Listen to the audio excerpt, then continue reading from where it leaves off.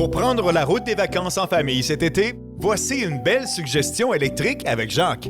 Bien voilà que Volkswagen, devant cet engouement persistant, a décidé de faire renaître sa populaire fourgonnette, la ID Buzz, mais cette fois-ci en mode électrique. L'aménagement intérieur du véhicule, je trouve ça intéressant. J'aime beaucoup les couleurs caramel comme ça, avec le bas des portes et la balance d'environnement tout noir. Ça donne un certain cachet, ça rehausse bien sûr l'intérieur du véhicule.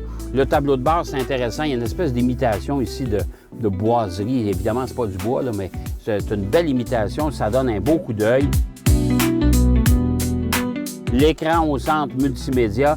Encore une fois, j'ai l'impression que je répète souvent, mais il n'y a pas de bouton de volume et pour manipuler la chaîne audio parce que c'est souvent la chaîne audio qu'on manipule quand on conduit.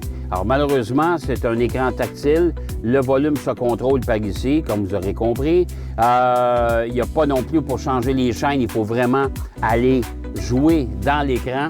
Et ça, je trouve ça distrayant pour rien. Pour ce qui est des performances, on parle de 340 chevaux, 330 chevaux à peu près. C'est quand même plus que respectable. On parle de un peu plus de 400 livres-pieds de couple. Alors, les accélérations, comme tous les véhicules électriques, les accélérations sont vraiment intéressantes. Les reprises aussi sont intéressantes. Et c'est d'une grande douceur, bien sûr, à part le roulement, si on veut, des pneus. Pour le reste, on n'entend rien. Bon, le ID Buzz, ce qui est intéressant, c'est qu'il y a beaucoup d'espace à l'intérieur. L'aménagement est très joli. L'extérieur, particulièrement spectaculaire. Ça a attiré les regards, je dois vous l'avouer. Il y a beaucoup de monde qui sont venus voir le véhicule. Ils trouvaient ça intéressant. Bien sûr, encore une fois, ça a toutes les qualités voulues. Et en plus de ça, c'est un véhicule électrique. Alors, pas de consommation d'essence. Les performances sont au rendez-vous. Les accélérations sont probantes. Il n'y a aucun problème là-dessus. Là où je dois mettre un premier bémol, c'est sur son autonomie. Je me serais attendu à une autonomie. Moi, mon chiffre magique dans ma tête, c'est 400 km. Alors, je me serais attendu à 400 km et plus. Compte tenu du gabarit du véhicule, on est capable de mettre un pack batterie qui est quand même relativement important. 377 annoncé par Volkswagen. J'ai réussi à atteindre le chiffre de 388, mais ça m'a pris quand même à une vitesse moyenne de 115 km/h.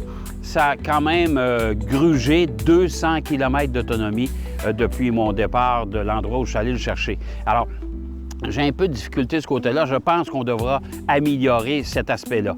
L'autre bémol, lui, c'est là où le bas blesse le plus, c'est son prix.